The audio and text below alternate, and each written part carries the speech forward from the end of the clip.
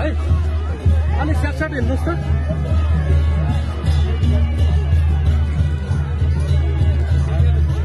ल ल हजुरहरू पत्रकार चाहिँ अलि अगाडि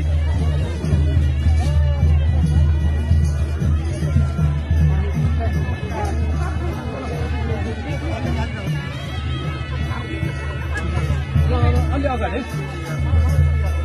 साइन परिवारलाई सम्मान गर्ने कार्यक्रम अगाडि बढिरहेको छ। यहाँ उपस्थित सबै जनसमुदायहरूलाई म ताली बजाएर उहाँहरूलाई धन्यवाद दिनु हुन हार्दिक अनुरोध गर्न चाहन्छु। अलि जोरदार ताली बजाइदिनु होला। 12 महिना दिदी डाङ्गी हो पालन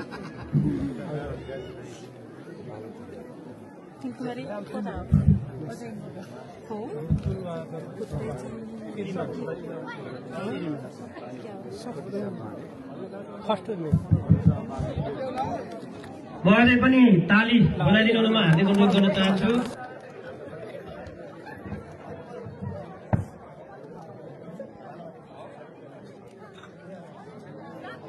संवेदनशील र भावपूर्ण कार्यक्रमका अध्यक्ष तथा ताराखोला गाउँपालिकाका अध्यक्ष धनबहादुर विक हिमालज्यू, हामी अहिले मध्य पहाडी लोकमार्ग जनजागरण अभियान अन्तर्गत छौं र यो अभियानका हाम्रा सहयोद्धाहरू केन्द्रीय समितिका वरिष्ठ उपाध्यक्ष कमरेड नारायण काजी श्रेष्ठ, उपाध्यक्ष कमरेड कृष्ण बहादुर महरा, उपाध्यक्ष कमरेड अग्नि प्रसाद सापकोटा, उपाध्यक्ष कमरेड पम्फा भूषाल, महासचिव कमरेड देव गुरुङ लगायत सचिव र केन्द्रीय समितिका सबै सहयोद्धा कमरेडहरू, यस निकै भावपूर्ण र संवेदनशील कार्यक्रममा उपस्थित हाम्रा महान शहीदहरूका सम्पूर्ण आदरणीय परिवारजनहरू, बेपत्ता योद्धाका आदरणीय परिवारजनहरू, ताराखोला गाउँपालिकाका सबै जनप्रतिनिधि र पार्टीका कमरेडहरू र यो निकै चिसो र अँध्यारो भइसक्दा पनि बडो जिम्मेवारीका साथ र गम्भीरताका साथ यहाँ उपस्थित हुनुभएका सम्पूर्ण ताराखोला गाउँपालिका या यस वरिपरिका पनि हुन सक्नुहुन्छ सम्पूर्ण आदरणीय जनसमुदाय, सबभन्दा पहिला म तपाईहरू सबैलाई लाल सलाम भन्न चाहन्छु। हामीले महान शहीदहरूप्रति श्रद्धाञ्जली अर्पण गर्यौं, बेपत्ता योद्धाहरूप्रति सम्मान प्रकट गर्यौं, शहीद र बेपत्ता योद्धाका परिवारजनहरूलाई सम्मान गर्यौं र यो सबै कार्यक्रममा आउनु अगाडि मलाई र हाम्रो अभियानको टिमलाई विस्तृत रूपमा यहाँ के कस्तो हुँदैछ भन्ने कुराको धेरै जानकारी थिएन। शहीद बेपत्ता स्मृति पार्कको उद्घाटन, शालिग अनावरण भन्ने सामान्य जानकारी मात्रै थियो। तपाईहरुलाई थाहा छ, हामी अभियान अन्तर्गत बागलुङ जिल्ला प्रवेश गरेदेखि नै विभिन्न कार्यक्रमहरूमा व्यस्त रहेर यहाँ आइपुग्दा थकान जस्तो पनि ढिलो पनि भयो भन्ने थोरै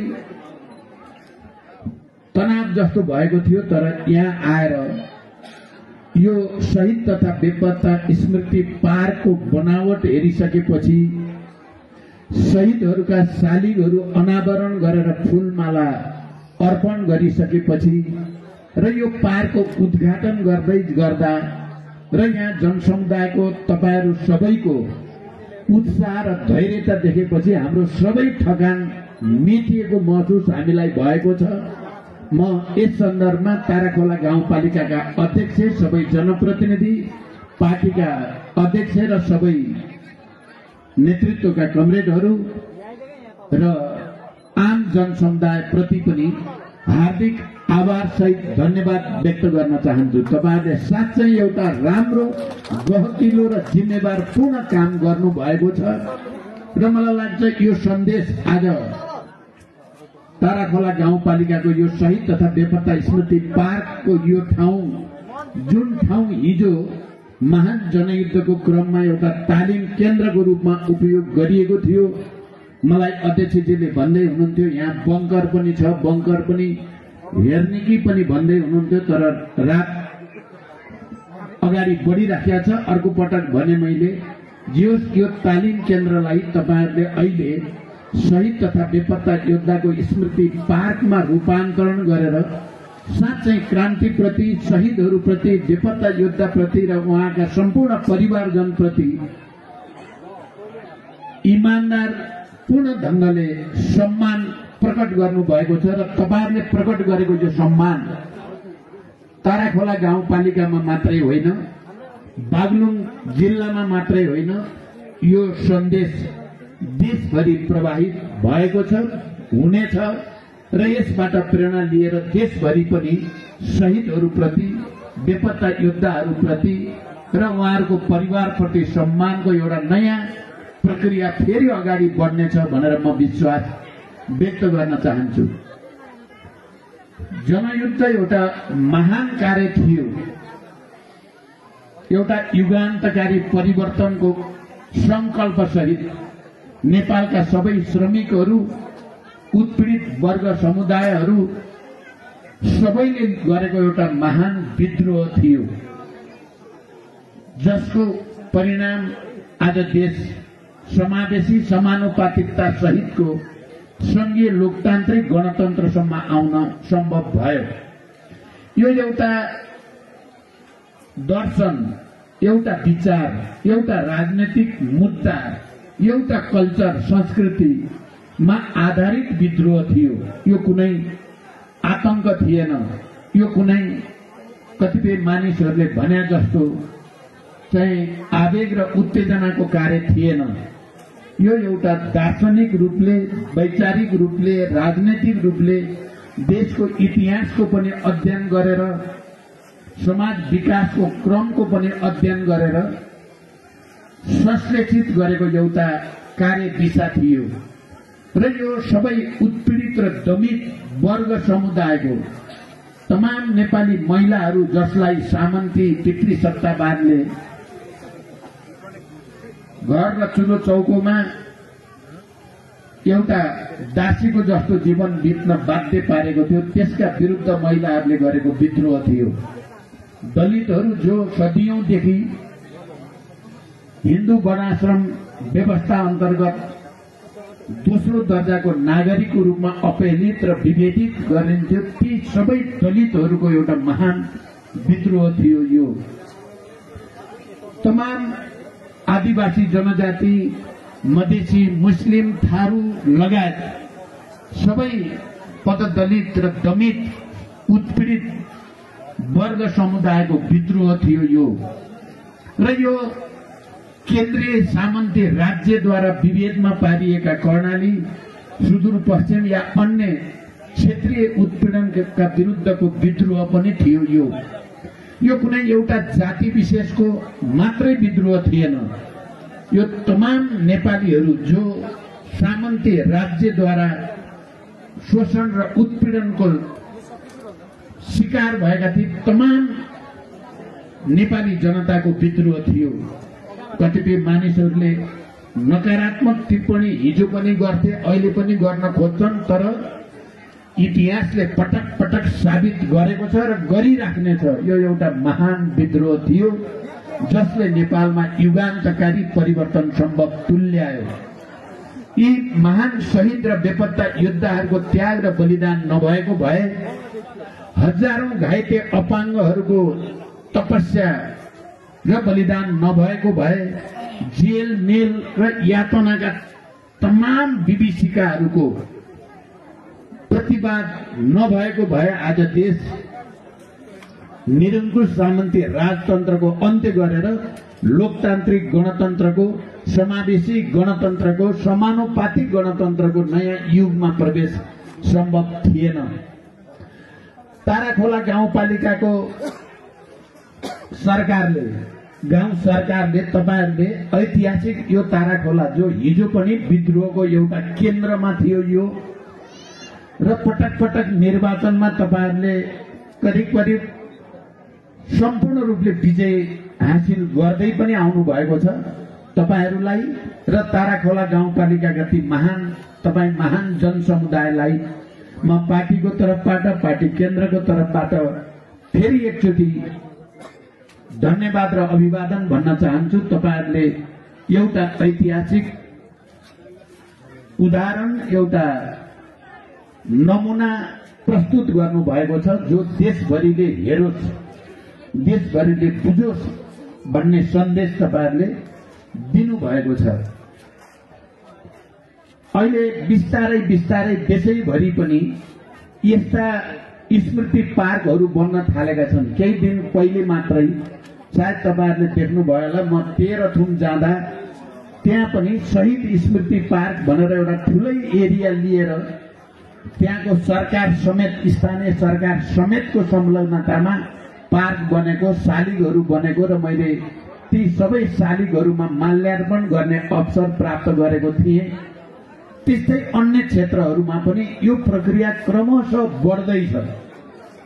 एकातिर प्रतिक्रियावादीहरू, सामन्ती, अझै पनि अवशेषहरू, दलालहरू, जाली फटाहरूले हाम्रो यो महान जनयुद्धका उपलब्धिहरूलाई होच्याउने, माओवादी विद्रोहको ऐतिहासिकता र यसको विरासतलाई कमजोर पार्ने षड्यन्त्र गर्दैछन् भने अर्कोतिर नेपाली जनताले क्रमशः यो महान विद्रोह थियो, हाम्रा छोराछोरी, हाम्रा परिवारका सदस्यले एउटा उद्देश्यपूर्ण ढंगले सामन्तवादबाट यो देशलाई मुक्त गर्ने र जनताको लोकतन्त्रको निम्ति सम्पूर्ण रूपले समर्पित हुने, के तराईवासी, के मधेसी, के मुस्लिम, के थारू, के राजवंशी, के आदिवासी, सबै जनजाति समुदाय, के मजदुर, के किसान, के पूर्वेली, के पश्चिमेली, देशैभरिबाट भएको विद्रोह हो यो। हामीले शहीदहरूको सूची हेर्यौं भने त्यो शहीदहरूको सूचीमा सबै जाति, सबै समुदाय र सबै क्षेत्रका जनताको लामबन्दी देखिन्छ, त्यहाँ लिस्ट देखिन्छ।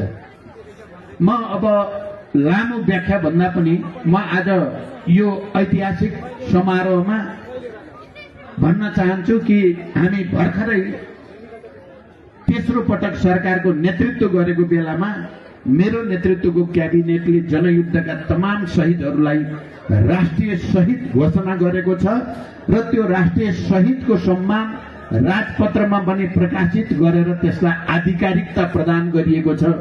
यो सबै महान शहीदहरूप्रतिको एउटा सम्मान गर्ने अवसर हामीलाई यो पटक प्राप्त भयो। निकै ठूलो मेहनत र संघर्षपछि हामीले जनयुद्धका सबै शहीदहरू र बेपत्ता योद्धाहरूलाई राष्ट्रिय शहीदको सूचीमा राख्न सफल भयौं। शान्ति प्रक्रियाका बाँकी काम टुङ्ग्याउनको लागि ऐन बनाउनेदेखि आयोग बनाएर अगाडि बढ्ने र शहीद र बेपत्ता योद्धाहरूलाई सम्मान गर्ने, उहाँहरूको नाममा पार्कहरू बनाउने, शालिगहरू निर्माण गर्ने, राज्यले नै त्यो काम गर्नुपर्छ भन्ने कानूनी व्यवस्था भएको छ यो पटक। त्यसैगरी शहीद बेपत्ता परिवारहरूलाई परिचय दिने परिचय पत्र, गणतन्त्रका सेनानीको हैसियतले प्रमाणपत्र दिने र ती परिवारलाई राज्यको तर्फबाट खास कामका निम्ति विशेष सुविधा दिने ढोका खोलिएको छ। त्यसको साथै सबै शहीद तथा बेपत्ता योद्धा परिवारका कम्तीमा एकजना सदस्यलाई राज्यद्वारा रोजगारी दिने कुराको ग्यारेन्टी गरिएको छ र साथै सबै शहीद तथा बेपत्ता योद्धा परिवारहरूलाई राज्यद्वारा परिपूरण दिने, आर्थिक रूपले सहयोग गर्ने बाटो पनि कानूनी रूपमा यसै पटक, यसै वर्ष खोलिएको छ। यो आज यो समारोहमा उपस्थित भएर मैले देशभरिका र यहाँका सबै शहीद बेपत्ता योद्धा परिवारलाई सुनाउन पाउँदा मलाई केही न केही सन्तोष महसुस भएको छ र मलाई विश्वास छ तपाईहरुलाई पनि जुन तनाव थियो केही समय पहिलेसम्म हाम्रा छोराछोरीहरू, हाम्रा श्रीमान, हाम्रा श्रीमती अथवा हाम्रा परिवारका सदस्यहरूलाई राज्यले शहीद मान्ला कि नमान्ला भन्ने जो तनाव थियो त्यो तनावको अन्त्य भएको छ र यो काम हाम्रो नेतृत्वको सरकार भएको बेलामा म प्रधानमन्त्री, यहाँ वरिष्ठ उपाध्यक्ष नारायण काजी श्रेष्ठ गृहमन्त्री भएको बेलामा हामीले त्यो काम फत्ते गरेका छौं। मलाई यो कुरा सुनाउँदा गर्वको पनि महसुस भएको छ। आज देशैभरि एकातिर जनयुद्ध र जनक्रान्तिका पक्षमा यस्ता स्मृति पार्कहरू बनाउने लहर चल्न थालेको छ भने अर्कोतिर यो परिवर्तनको वाहक माओवादी केन्द्र नै हो, माओवादी केन्द्र नै हो भन्ने जनतालाई भरोसा भएको छ। किनकि पछिल्लो चरण हामीले सुशासनको निम्ति भ्रष्टाचारका विरुद्ध एउटा नयाँ अभियान सुरु गर्यौं। सरकारमा हुँदा नै हामीले सामाजिक विभेदका विरुद्ध सामाजिक न्यायका पक्षमा फेरि एउटा नयाँ अभियान हामीले सुरु गर्यौं। सरकारमा हुँदा नै हामीले आर्थिक पछौटेपनका विरुद्ध आर्थिक समृद्धिका निम्ति एउटा नयाँ अभियान हामीले सुरु गर्यौं। यो कुरा नेपाली जनताले नजिकबाट हेर्यो। भ्रष्टाचारीहरूमाथि कारबाहीको एउटा नयाँ श्रृङ्खला नै हामीले खडा गर्यौं। जनताले यो कुरा नजिकबाट देख्यो र हामीलाई सरकारबाट हटाउने जुन अलोकतान्त्रिक, अपारदर्शी, अप्राकृतिक काम आफूलाई ठूला भन्ने पार्टीहरूले गरे। संसारमा त्यस्तो हुँदैन। पहिलो र दोस्रो पार्टी मिलेर सरकार, लोकतन्त्रमा त हुँदैन। निरङ्कुशताको अभ्यास गर्ने कोसिस गरे। नेपाली जनताले नजिकबाट हेर्यो। माओवादी केन्द्रको नेतृत्वको सरकारले सुरु गरेको सुशासन, भ्रष्टाचार विरोधी अभियान, सामाजिक न्याय र आर्थिक विकासका निम्ति र अन्तर्राष्ट्रिय रूपमा नेपालको छवि सुधार्नको निम्ति गरेको पहलको परिणाम जाली फटाहरू, दलालहरू, बिचौलियाहरू, पैसामा बिक्नेहरूले नै हामीलाई बाहिर पठाएका हुन् भन्ने नेपाली जनताले बुझ्यो। र अहिले हामी तराई मधेस जनजागरण अभियान भनेर हामीले हुलाकी मार्ग केन्द्रित अभियान गर्यौं।